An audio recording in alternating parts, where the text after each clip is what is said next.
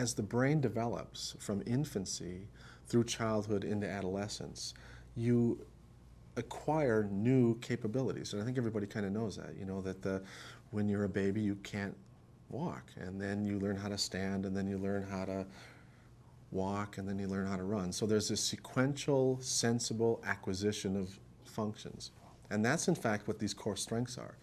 They are different strengths that literally build upon each other.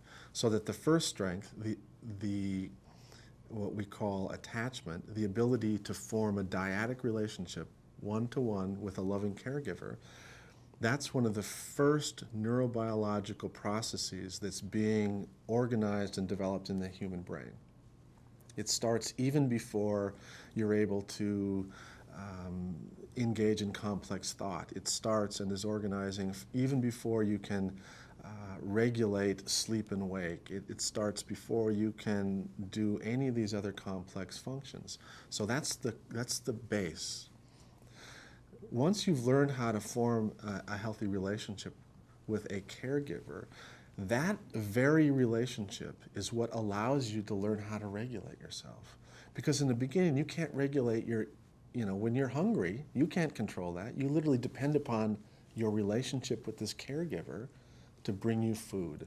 When you're frightened, you depend upon this caregiver to bring you comfort. When you're cold, you depend upon the caregiver. So the ability to learn how to regulate these core functions depends upon the fact that you've got this relationship. So it's attachment, regulation, and after you learn how to regulate, then you can actually learn how to be connected with other people. You are a part of a larger group. You have this dyadic relationship, and as you learn how to self-regulate, there are other people who you can interact with, and then affiliation grows upon the ability to self-regulate. And as you get older and you're a little toddler, and if you can't regulate yourself, and you engage with another peer, and you are out of control, and you take you take their toys, and you're aggressive and impulsive, those other kids go away.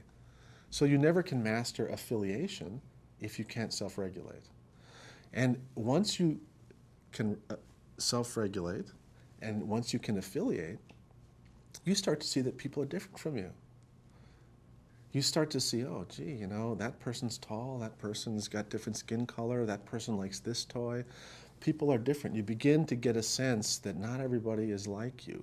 And that is this observational process of sort of being attuned to what do they want, what are they trying to say, what's going on in their heads. And that's this awareness, neurobiological capability of awareness, that when you're in the presence of other people, it helps promote your sense of observing and learning about what others are like. And that's that other core strength of awareness. And once you are able to be in groups and be aware of these differences, you have opportunities to become tolerant. Because in the beginning, when things are different, if you're exposed to things that are unfamiliar, there's this tendency for the brain to go, oh, that's strange, I don't like that. But you spend some time with this person and you find out even though they look different than me and they talk a little different from me and they have a skin color different from me, they're okay. I like them.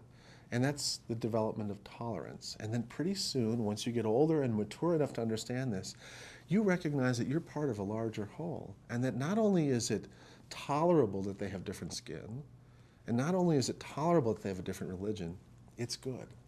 You respect that because you recognize that the world needs diversity. The world needs the strengths of multiple peoples because not any one of us has the endogenous strength or the endogenous capabilities to meet all the needs that are out there in the world. So we're all stronger when there's diversity. And that's how you sequentially develop these skills.